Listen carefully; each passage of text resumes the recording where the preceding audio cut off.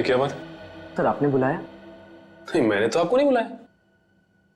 लेकिन sir phone तो इसी रूम से आया है। मैंने तो कोई फोन नहीं किया।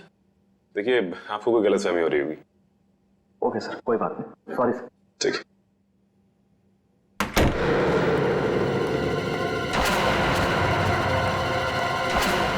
कमाल है, मैंने तो कोई फोन किया ही नहीं, तो फिर फोन कहां से है?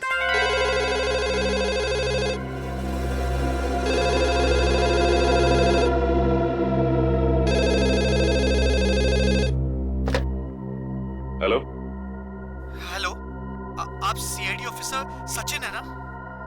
हाँ, मैं इंस्पेक्टर सचिन बोल रहा हूँ। बोलिए क्या बात है? सर मेरी बात प्लीज गौर से सुनिएगा। एक खून होने वाला है सर। खून? किसका खून?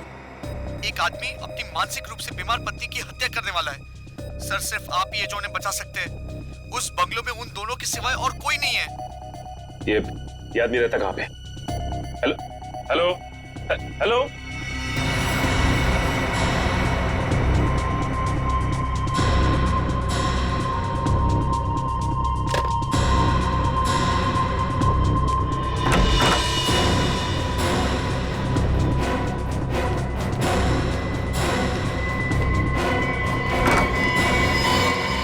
तुम क्या? एक आदमी का फोन आया था, उसने कहा किसी की जान को खतरा है। सर मुझे भी ऐसा ही एक फोन कॉल आया था। तुम्हें भी फोन कॉल है? क्या कहा उस फोन करने वाले ने? सर वो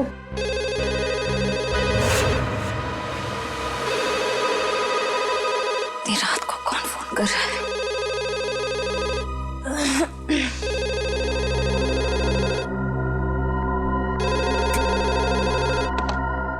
hello hello, inspector Shreya CID से। जी बोल रही हूँ। जी मैं आपको बताना चाहती हूँ कि एक बुजुर्ग की जान को खतरा है। उनके रिश्तेदार उन्हें दौलत के लिए मारना चाहते हैं। कौन बोल रही हैं आप? कहाँ से बोल रही हैं? देखो, मैं कौन हूँ, कहाँ से बोल रही हूँ, ये जरूरी नहीं है। आपके पास सिर्फ 48 घंटे हैं उन्हें बचाने के लिए। हेलो हेलो,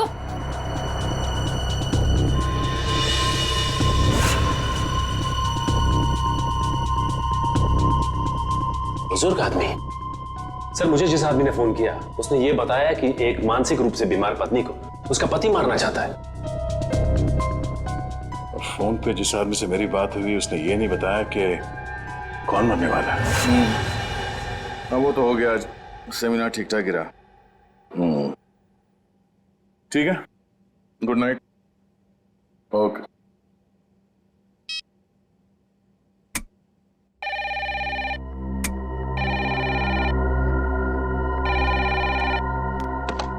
हेलो, वो कुल्हाड़ी वाला खूनी वापस आ गया है।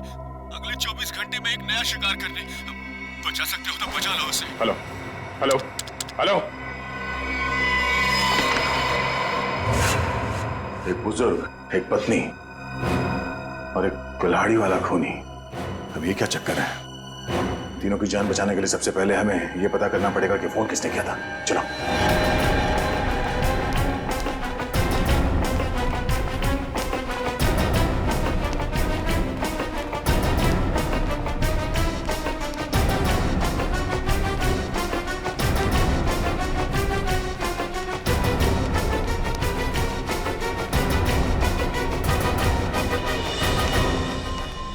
रिसेप्शन तो खाली है, कोई नहीं यहाँ पे। तो फिर फोन किसने किया सर यहाँ से?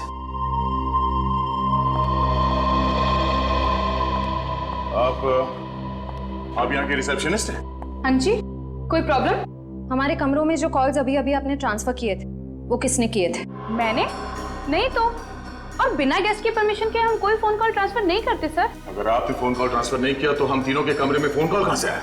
सर ट्रस्ट मी, मैं इस बारे में कुछ भी नहीं जानती हूँ। प्लीज मेरा यकीन करिए। वैसे कितनी देर पहले आपको ये कॉल्स आए थे? ये तकरीबन 5 मिनट पहले के। पर 5 मिनट पहले मैं रिसेप्शन पे नहीं थी सर। मैं कुछ काम से बाहर गई थी। ओह, शायद इसी बात का फायदा उठा के किसी ने यहाँ से कॉल ट्रांसफर किया है। रूबी, क्या बात है? कोई प्रॉब्लम है क्या? सर इन लोगों का कहना है कि इनके कमरे में कुछ फोन कॉल्स आए हैं। और पर सर मैंने फोन कॉल ट्रांसफर नहीं किया। देखो, गेस्ट इज ऑलवेज राइट।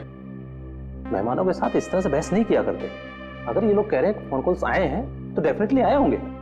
अच्छा, रिसेप्शन के अलावा किसी और जगह से हमारे कमरों में कॉल ट्रांसफर किया जा सकता है? नहीं सर। ओह, इसका मतलब है कॉल ट्रांसफर यहाँ रिसेप्शन से ही किया गया है। मगर सर, हाँ सर, जाने से पहले मैंने चंदर को यहाँ रुकने के लिए कहा था। ये चंदर कौन है? हमारे स्टाफ का मेंबर है सर। और ये चंद्र इस वक्त कहाँ है? हाँ है।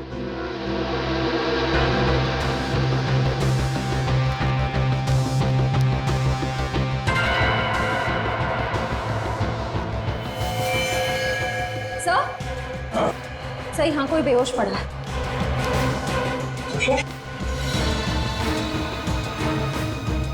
मैम प्लीज जरा पानी लेके आइए।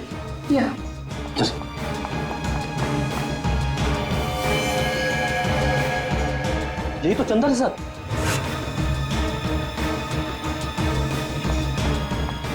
ये लीजिए सर।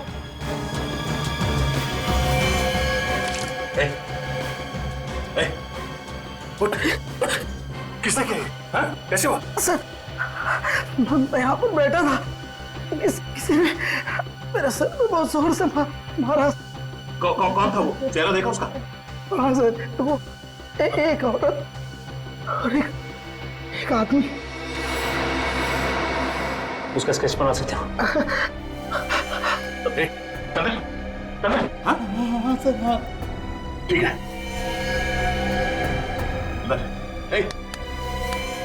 मैनेजर साहब, एम्बुलेंस को फोन करो, हॉस्पिटल ले जाना पड़ेगा इसे, जल्दी। सर जरूर वो लोग हम पर नजर रखे हुए थे। उन्हें ये पता था कि हम कौन सी होटल में ठहरे, कौन से रूम्स में ठहरे। हाँ सर, अगर इन हादसों के बारे में उन्हें हमें बताना ही था तो सुबह जब हम सेमिनार में आए थे वो भी बता सकते थे। इतनी रात को फोन करके बताने का क्या मतलब? ये सब एक इत्तेफाक नहीं है, सोचा समझा गया प्लान है ये। पहले हमारा यहाँ किक्कर जैसी जगह पे सेमिनार के लिए आना, उसके बाद हमारे कमरों में फोन कॉल्स। पहले में ये पता करना होगा कि वो 3 लोग कौन हैं जिन पे हमला होने वाला है। हाँ अभिजीत, छोटा सा शहर है ये किक्कर, मगर पता तो करना पड़ेगा ना कि कौन है वो बीमार औरत जिसका पति उसे मारना चाहता है, और वो बुजुर्ग जिसके पोते पोतियां उसकी जान लेना चाहते हैं। नहीं नहीं नहीं, हमारे आने की जरूरत नहीं है। श्रेया गई है पता करने के लिए, आ रही होगी। अच्छा अभिजीत, सिर्फ ये पता करना कि हमारे क्रिमिनल डेटाबेस में ऐसे कौन अपराधी है जो कुल्हाड़ियों से खून करते हैं और जो हाल ही में जेल से छूटा हो। Okay okay, thanks thanks.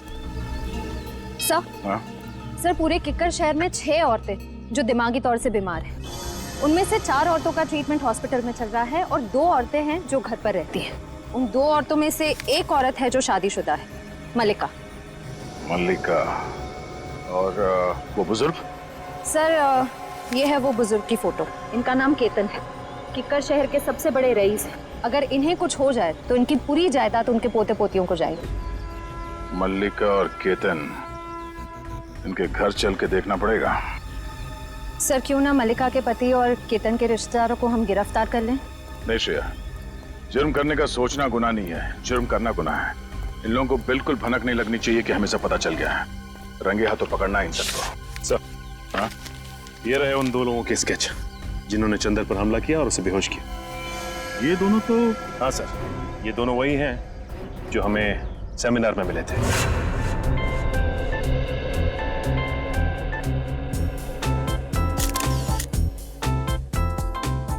पिछले 5 सालों में किक्कर में अपराध की घटनाएं कम हुई हैं, ये बात सुन के हमें बेहद खुशी हुई। और हम लोग यही उम्मीद करते हैं कि आने वाले सालों में किक्कर और भी सुरक्षित और शांतिप्रिय क्षेत्र बन जाएगा। सर ये जरूरी तो नहीं कि जो आंकड़े आपके पास हैं वही सही हों। ये भी तो हो सकता है कि जुर्म उतने ही हो रहे हों लेकिन लोग रिपोर्ट नहीं लिख पा रहे हैं। देखिए, अगर ऐसा है तो कानून के लिए बेहद शर्मनाक चीज है। जिस दिन लोगों के मन से कानून का विश्वास उठ जाएगा, उस दिन वो अपने साथ हो रहे अत्याचार हमारे पास आके बताना बंद कर देंगे, और उस दिन इस देश की डेमोक्रेसी, यहाँ का प्रजातंत्र पूरी तरह रह जाएगा। आप बिल्कुल ठीक कह रहे हैं सर। आम आदमी को सीआईडी और पुलिस पर पूरा भरोसा रखना चाहिए और उनसे कुछ भी मदद लेने में बिल्कुल हिचकिचाना नहीं चाहिए।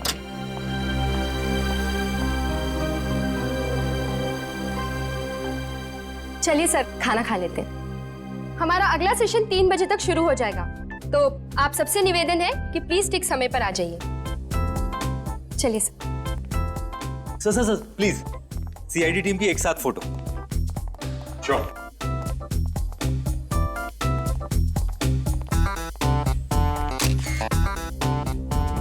Thank you sir.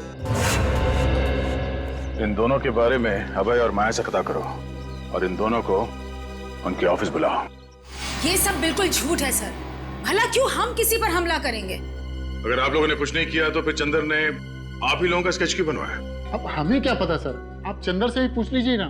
चंदर से पूछ चुके, इसीलिए तो आप तक पहुंचे।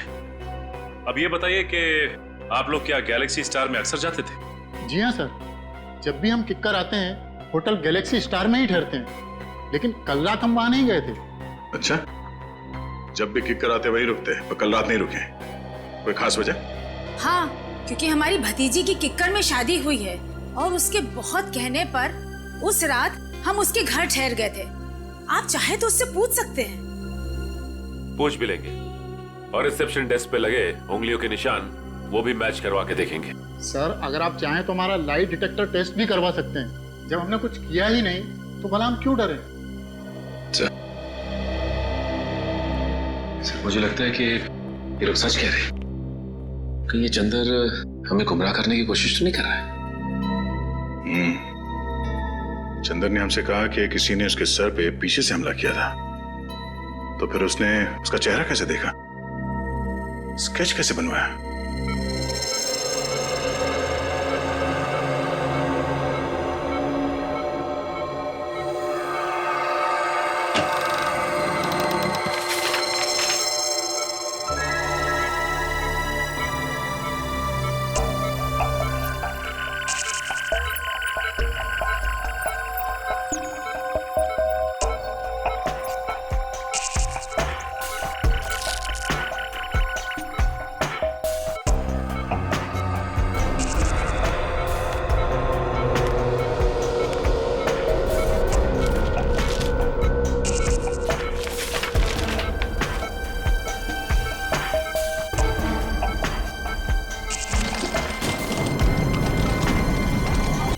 जी हाँ, सबकी डिटेल्स चाहिए मुझे। Thank you very much. कुछ पता चला? हाँ सर, किक्कर इलाके के ऐसे 3 लोगों के क्रिमिनल रिकॉर्ड्स मिले जिन्होंने कभी न कभी कुल्हाड़ी से कोई जुर्म किया हो। कौन कौन है वो? सर एक का नाम है कमला, 35 साल की औरत है। इसके सास ससुर इसे दहेज के लिए परेशान करते थे। एक दिन तंग आकर इसने उन पर कुल्हाड़ी से वार कर दिया। कौन सी जेल में? सर बिंजलपुर जेल में थी। पिछले हफ्ते वहां आग लगी और 6 कैदी फरार हो गए, उनमें से एक ये भी थे। और बाकी दोनों? सर एक का नाम है नरुआ और एक का नाम है जग्गा। नरुआ ने अपने मकान मालिक पर हमला किया था और जग्गा ने अपने सौतेले पिता पर। नरुआ के खिलाफ कोई सबूत नहीं थे तो अदालत ने उसे छोड़ दिया और जग्गा को मानसिक मरीज बताकर असाइलम भेज दिया गया। नरुआ, जग्गा और कमला रेडी? अपने खबरियों को बता दो, किक्कर इलाके में इन तीनों में से कोई भी दिखाई दे फौरन इन्फॉर्म करें हमें। Yes sir. हेलो आद्या? ओह नो, चंदर ठीक है दया, उसके बारे में सारी इंफॉर्मेशन निकालते हैं हम लोग। भूपेन काम के वक्त पता नहीं कहाँ चल जाता है, फिर से सो गया। अरे भूपेन कहाँ है? जी मैम साहब। सो गया था क्या? हाँ नहीं मैम साहब, मैं तो बाहर घास काट रहा था। घास के साथ साथ तूने केबल की तार भी काट दी क्या? सारे के सारे चैनल गायब हो गए थे, कुछ भी नहीं आ रहा है। मैम साहब अभी सेटअप बॉक्स वाले को फोन करके बुलाता हूँ और दूसरे दिन इसका डब्बा जवाब दे जाता है। हाँ जल्दी कर, पहले देख। नमस्ते। नमस्ते। नमस्ते मैम साहब। अब कीर्ति प्रसाद नाम है हमारा, बहुत प्यार से लोग किट्टू कहते हैं। केबल बनाने आया हूँ, केबल मैकेनिक हूँ। आपको कैसे पता चला कि केबल में समस्या है? हमने तो कोई शिकायत भी नहीं की अभी तक। अरे वो मैम साहब ऐसा है कि ये मोहल्ला में सबका ही प्रॉब्लम है, तो हम सोचा कि आपके यहाँ भी पूछ लूं। हाँ भैया, हमारा भी केबल ठीक कर दो, मेरा सीरियल निकला जा रहा है। बस मैम साहब 2 मिनट, सब ठीक कर देंगे। हाँ जल्दी करो। ये कैसे हो सकता है? केदार अंकल ने पिछले 10 साल से हाउस टैक्स नहीं भरा। अंकल ऐसी गैर जिम्मेदाराना हरकत कर कैसे सकते हैं? लगता है उनकी खबर बहुत अच्छी तरह से लेनी पड़ेगी। उनकी खबर आप बाद में लीजिएगा,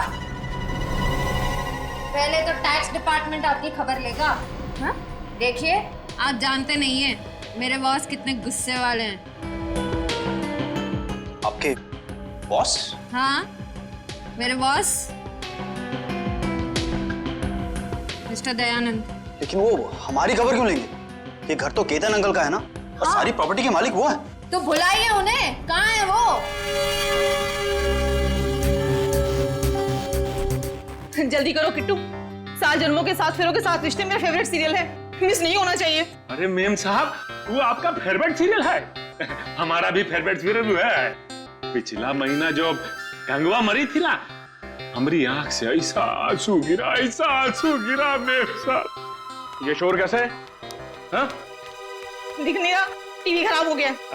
हेलो सर, माई सेल्फ कीर्ति प्रसाद। बहुत प्यार से लोग मुझे। ठीक है, चलो। अबे तुमने दवाई खाई? तुम्हें मालूम है ना प्रज्वल कि बिना टीवी देखे, बिना सीरियल देखे मेरे को दवाई नहीं लेती हूँ मैं। अरे टीवी खराब है, ये ठीक नहीं होगा कि तुम दवाई नहीं खाओगी। तुम बहुत बुरे हो। दवाई खाओ ना, बी ए गुड गर्ल। लो। रुको। क्या हुआ? मैं बताना भूल गया तुम्हें, डॉक्टर ने तुम्हारी दवाइयाँ चेंज की हैं। हाँ, ये लो। ये बहुत कड़वी होगी। अरे नहीं होगी कड़वी भी, खा के तो देखो। पहले ही डर जाती हो। नहीं है ऐसा कुछ, खाओ ना। वेरी गुड, ये हुई ना बात। अरे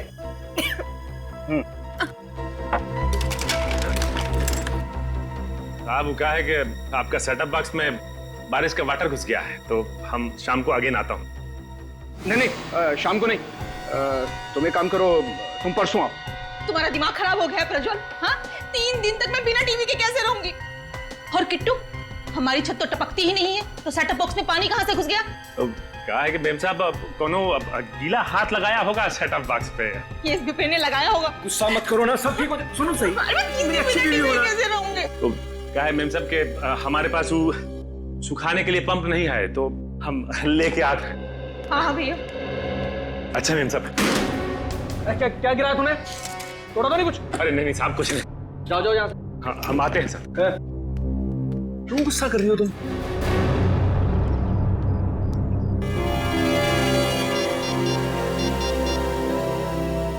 हाँ सर, लगता है आज रात मालिका का पति कुछ ना कुछ करने वाला उसके साथ। नमस्ते, मेरा ही नाम केतन है और मैं अजय, इनका बिजनेस पार्टनर। केतन जी, मेरा नाम दयाश्री है। मैं यहाँ आपके हाउस टैक्स के बारे में बात करने आई। बात यह है कि आपने पिछले 10 सालों से हाउस टैक्स भरा नहीं है। क्या कह रही हैं आप? क्या हम लोगों ने हाउस टैक्स नहीं भरा? हमने भरा तो है।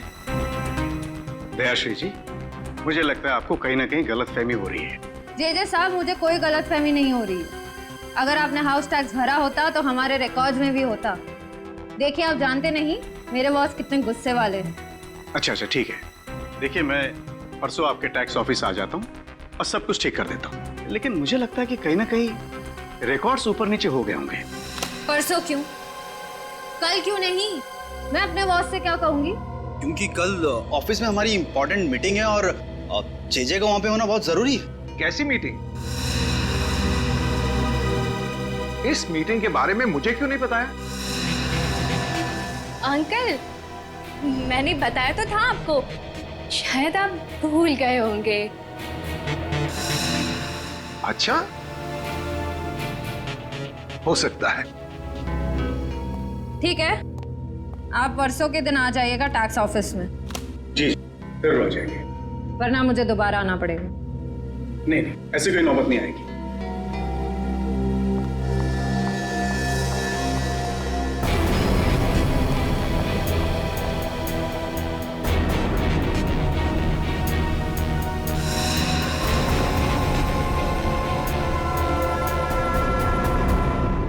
केकर से भागा? हॉस्पिटल से? नहीं, मुझे नहीं लगता, बहुत दूर गया होगा। हाँ, नहीं, जैसे ही कुछ पता चलता है मुझे इन्फॉर्म कर। तेरे को जितना बोला गया है उतना कर, ठीक है? चंद्र के बारे में कुछ पता चला? हमारे रिकॉर्ड्स में कुछ इन्फॉर्मेशन है? हाँ सर, उसी फोटो को स्कैन करके मैच करने की कोशिश कर रहे हैं। पूर्वी थोड़ा जल्दी करो, चंदर हमारे हाथ से निकलना नहीं चाहिए। सर बस 2 मिनट। हाँ दया सर।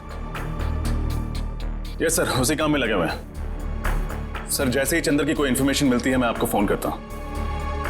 Yes sir. सर। हाँ बोलो। सर चंद्र की इन्फॉर्मेशन मिल गई सर, ये देखिए। सर चंद्र का असली नाम मुंगेरी है। ये एक छोटा मोटा चोर है और कई बार जेल के चक्कर काट चुका है। अभी इसका बैंड बजाते सर, सीआईडी को चकमा देकर भाग रहा था। रहता कहाँ है? सर इसका कोई परमानेंट एड्रेस नहीं है, जब भी जेल से छूटता है तब नया ठिकाना बना लेता है। बड़ा ही पहुंचा हुआ खिलाड़ी है। आज तो आएगा ही, कब तक आंख में चोली खेलेगा हमारे साथ? सर इस चंद्र तक हम पहुंचेंगे कैसे? वो है ना हमारा खिलाड़ियों का खिलाड़ी, वो ला के देगा हमें चंदर की कुंडली। कौन सर? तुम्हारा दोस्त ढेंचू।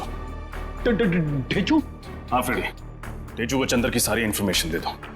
उससे कहो कि घंटा पूरा होने से पहले मुझे उसका ठिकाना चाहिए। Yes sir.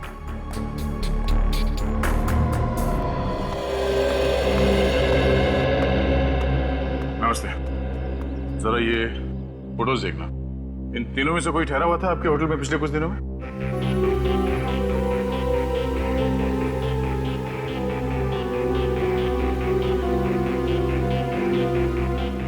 ठीक है, थैंक यू। नहीं सर, ये तीनों तो नहीं आए थे, पर एक अजीब सा आदमी आया था जिसकी दाढ़ी थी और दिन में काला चश्मा पहन के रखा था और उसके पास में आईडी कार्ड भी नहीं था। आईडी प्रूफ नहीं था और आपने उससे होटल में ठहरने दिया? नहीं सर, बगैर आईडी के तो हम किसी को होटल में नहीं ठहराते। पास में ही सेवापूर्ण नाम का गेस्ट हाउस है, मैंने उसे वहां भेज दिया। सेवापूर्ण गेस्ट हाउस? हाँ सर, ऐसा एक आदमी आया तो है यहाँ पर, 10 दिन से यहीं पर रुका है। अभी भी होटल में ही है? जी नहीं, अभी तो बाहर गया है, शाम तक ही लौटेगा। बिना आईडी के तुमने उसे 10 दिन यहाँ पे ठहरने दिया? हाँ? जानते हो ना ये गैर कानूनी है, सरकार के नियमों को तोड़ा है तुमने। गलती हो गई सर, आगे से किसी को भी बिना आईडी के नहीं रुकने दूंगा। जरा ये फोटो देखो, इन दोनों में से कौन था वो? नहीं सर, इनमें से तो किसी के जैसा नहीं दिखता। उसकी तो दाढ़ी थी सर। दाढ़ी मुझ नकली भी हो सकती है, ध्यान से देखो और पहचानो कौन है वो।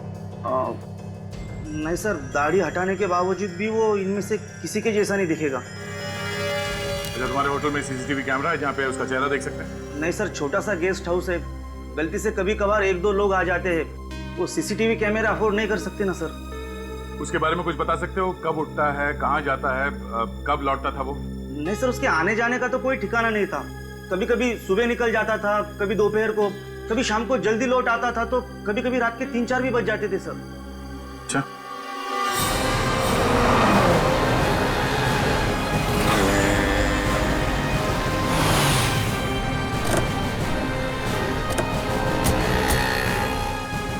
आपको पूरा यकीन है ये चंदर उर्फ मुंगेरी हमें इसी इलाके में मिलेगा?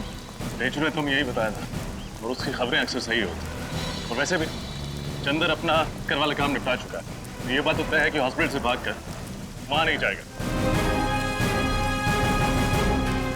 सर ये भी तो हो सकता है कि हॉस्पिटल से निकलने के बाद चंदर किसी और शहर चला गया। होने को तो कुछ भी हो सकता है निखिल, लेकिन चंदर का अपना घर यहाँ इस शहर में, चल के देखते हैं। सर काफी अच्छी प्लानिंग की थी इस 400 पीस चंदर। जिस होटल में एसीपी सर ठहरने वाले थे वहीं जाके नौकरी करने लगे, वो भी बस 1 हफ्ते पहले। हाँ, ढेंचू ने कहा था ना कि चंदर पहले भी बहुत सारे फ्रॉड और 420 वाले काम कर चुका है, तो एक होटल में नौकरी करना उसके लिए कौन सा मुश्किल रहा होगा। सुनिए, ये आदमी चंदर, इसका घर कहाँ है? सामने दुकान पे पूछ लीजिए। Thank you.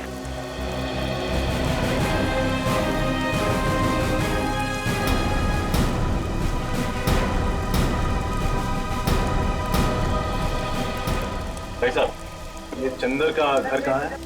जी नहीं मालूम। मुंगेरी? आप मुंगेरी ढूंढ रहे हैं?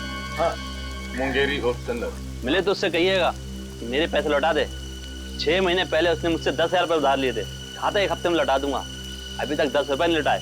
हाँ बोल देंगे, लेकिन वो रहता कहाँ? वो सामने वाला घर है साहब, वो सामने वाला। Thank you. सर, केतन जी के पोते पोती सारिका और रोहित, उनका केतन जी के साथ बर्ताव बहुत ही बुरा था। जब मैंने केतन जी से कहा कि कल टैक्स ऑफिस में आ जाइए, तो रोहित और जेजे ने साफ बहाना बना दिया कि हमारी कोई मीटिंग है, हम परसों आएंगे। हर बात को घुमाने की कोशिश कर रहे थे। हाँ सर, और ये जो प्रज्वल मलिका को दवाइयाँ दे रहा है, उन दवाइयों के रिपोर्ट के मुताबिक इन दवाइयों में ट्रैंकुलाइजर है। अच्छा। और सर ये दवाइयाँ मेंटल पेशेंट्स को नहीं दी जाती। और तो और सर, उसने मुझे भी शाम को आने से मना कर दिया, जैसा केतन के घर पे हुआ था। मतलब हमारा शक सही निकला। यही वो लोग हैं जिनकी हमें तलाश थी। अब बस इस सेवापूर्ण गेस्ट हाउस से हमें कुछ पता चल जाए। सर ये एक बहुत ही शातिर खिलाड़ी है, हमें बहकाने की कोशिश कर रहा है। हाँ, पर ये बात तो तय है कि जो फोन कॉल्स हमें आए थे वो सही थे। 3 लोगों के खून होने वाले हैं। कोई तो है जो हमें चुनौती दे रहा है। तो सर एक बात अभी तक पता नहीं चली कि तीसरा आदमी कौन है जिसका खून होने वाला है।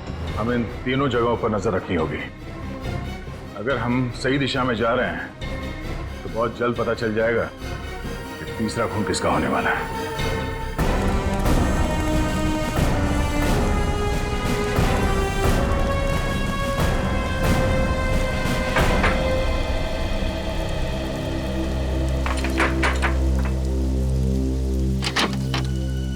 जी कहिए।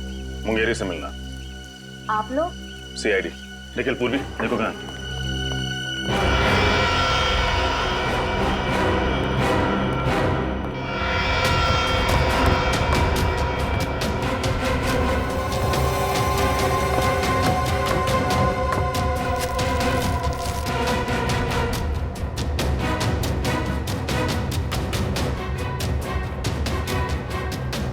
साहब, मुंगेरी घर पे नहीं है।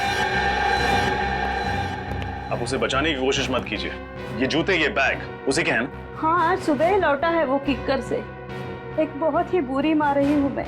जरूर मेरी परवरिश में ही कोई कमी रह गई हो, इसलिए मुंगेरी ने अच्छाई का नहीं बुराई का रास्ता चुना। सर, मुंगेरी घर पर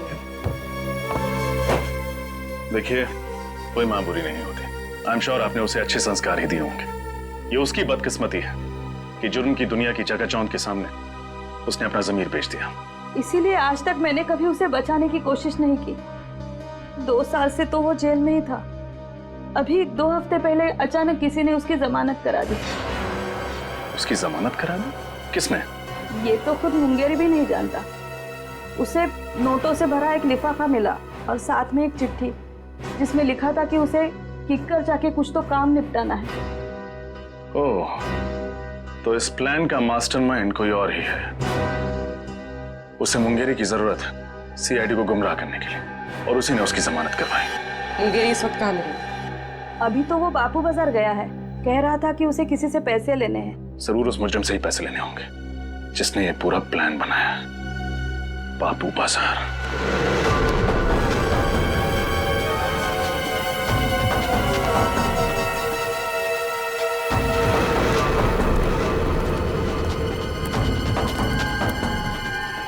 यहाँ दिखते हैं। फिर वो रहा चंदर।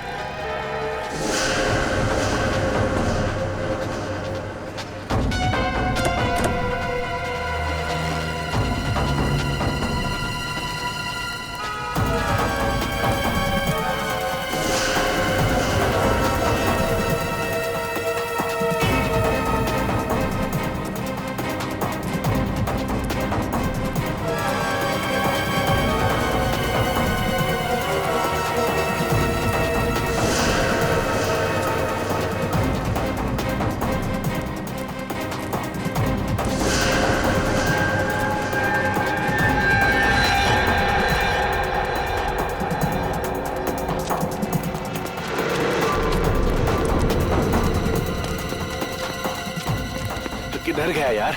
देख है वो, देख। अच्छा इधर से। चल चल चल चल।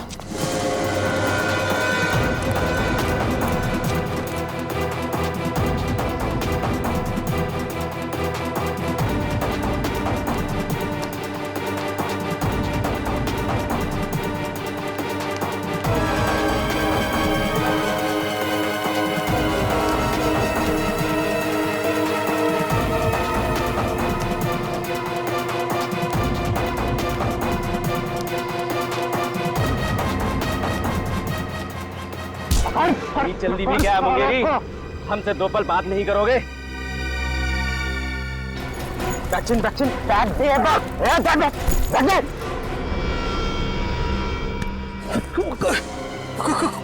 कौन है तुम लोग? हम आपके दिल में रहते हैं, किस्मत की धारा में सब बहते हैं। फोन पे मुझसे ही तो बात कर रहे थे तुम। अच्छा रघु, लेकिन बॉस ने तो कहा था कि हम दोनों नहीं मिलेंगे।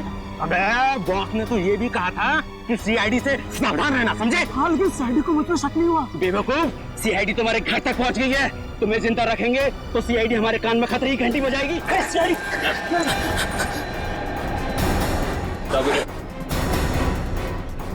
खतरे की घंटी भी बजाएंगे और इंसाफ की लोरी भी सुनाएंगे।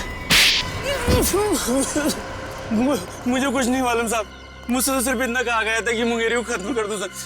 किसने कहा था? किसने कहा था? बॉस ने कहा था, बॉस ने। कौन है तुम्हारा बॉस? सर कुशल। कुशल? सर कुशल तो वो होटल मैनेजर है। सर उसी ने मुझसे कहा था सीआईडी को सारे फोन कॉल्स करने के लिए। मुझे तो ये भी नहीं पता है कि मरने वाले कौन है और मारने वाला कौन है। निखिल, ले जाए ना। चल। हट। हट। अपनी किकर वाली टीम को इन्फॉर्म करना पड़ेगा। पता नहीं क्या चल रहा है इस कुशल की खोपड़ी में। ध्यान से देखो सीढ़ी। ये मुझे क्या हो रहा है? मेरा सर क्यों चकरा रहा है? हाँ? कौन सी गोली दी है? मलिका, लगता है वो दवाई ने ना साइड इफेक्ट कर दिया। हम डॉक्टर के पास ही जा रहे हैं। लगता है ये लोग मल्लिका का काम तमाम करने जा रहे हैं। गोदाम में आग लग गई। जीजे ने मुझे फोन करके बताया क्यों नहीं? कल आपको फोन करने की कोशिश की थी, आपका फोन बंद था। मैं अपना कभी फोन बंद नहीं रखता। अंकल प्लीज जल्दी चलिए, आखिर देखें तो सही कि नुकसान कितना बड़ा हुआ है। चलो।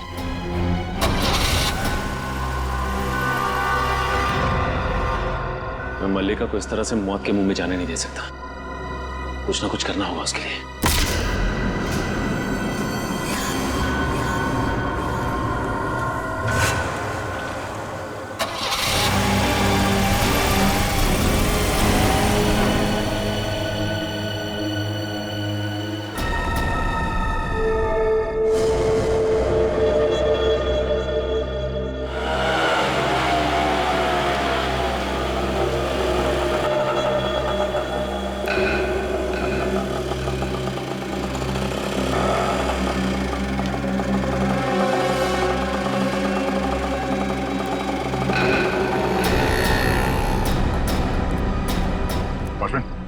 अभी जो आदमी रिक्शा से उतरा, कहाँ गया वो? साहब बड़ा ही अजीब आदमी है, उसका कुछ पता नहीं रहता है। अभी अभी आया और तुरंत उसका मन बदल गया, कहने लगा सुबह लौटूंगा। इधर ही गया है।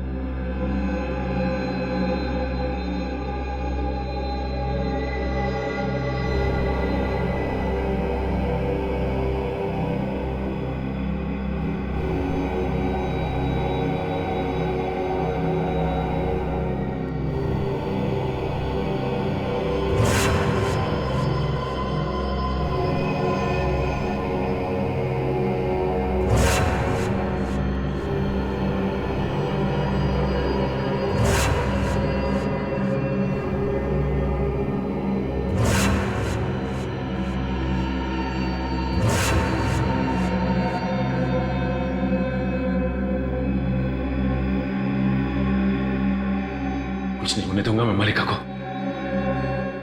कुछ नहीं होगा उसे, कुछ नहीं।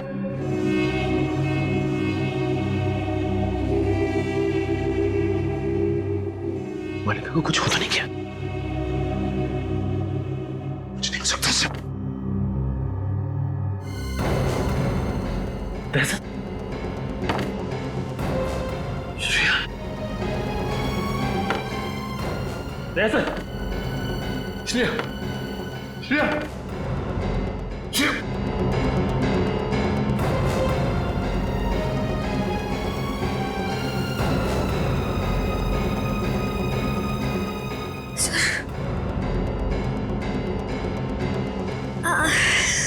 मेरे सर में बहुत दर्द हो रहा है। दहशत, दहशत, सर, सर, दहशत, दहशत, दहशत।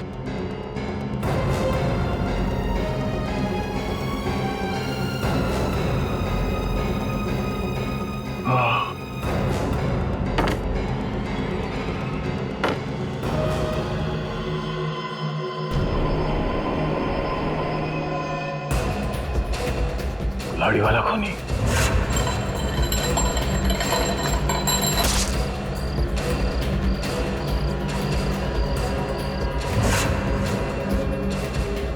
ये सब एक साजिश थी हमें बंदी बनाने की।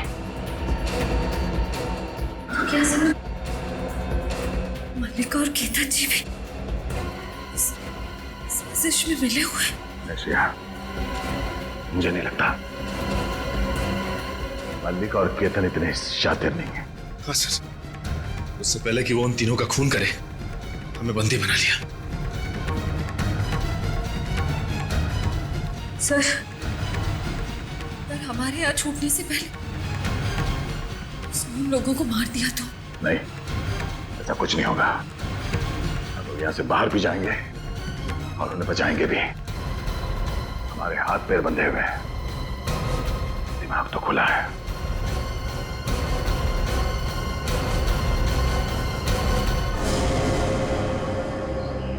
क्या सोचा था तुमने?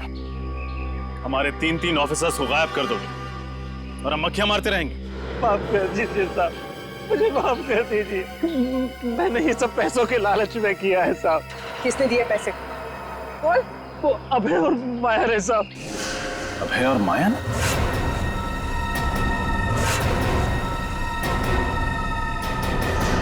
वो एनजीओ वाले जिन्होंने ये सेमिनार ऑर्गेनाइज किया था? हाँ साहब, वही साहब। साहब, वो सेमिनार तो एक बहाना था साहब। वो लोग बोल रहे थे कि अब देखना हमारी चूहेदानी में सीआईडी के 3 चूहे कैसे आकर फंसते हैं। चूहों को नहीं, शेर को दावत दी है उन्होंने अपने घर पे। लोग सोच भी नहीं सकते तुम जैसे मच्छरों का दया सर क्या हाल करेंगे। कहाँ रखा है हमारे 3 ऑफिसर्स को?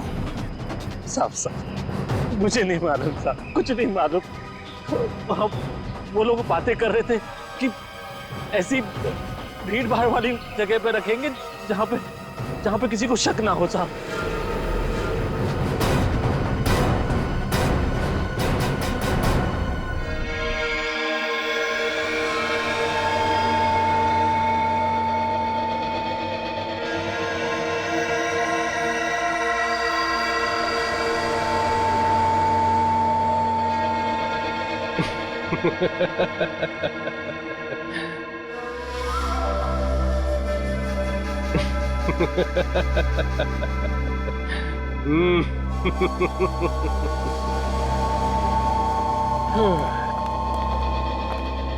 बॉस अंदर आ जाए। अरे अभय माया, आओ आओ। बहुत अच्छा काम किया है तुम दोनों ने, बस एक कमी रह गई। कमी? वो क्या बॉस? अरे उन सीआईडी वालों के पिंजरे में कैमरा नहीं लगाया ना तुम लोगों ने। मैं देखना चाहता था कि सीआईडी वाले कैसे चीखते हैं, चिल्लाते हैं, गुर्राते हैं। वो सीआईडी वालों को तड़पाने का मजा ही कुछ और है। बॉस सब इतनी जल्दी हो गया कि उनके सेल में कैमरा लगाने वाली बात दिमाग से ही निकल गई। नहीं नहीं, कोई बात नहीं। ये अच्छा हुआ कि तुम मल्लिका और केतन के कमरे में कैमरा लगाना नहीं भूले। लेकिन बॉस, आप इन दोनों के साथ क्या करने वाले हो? बम।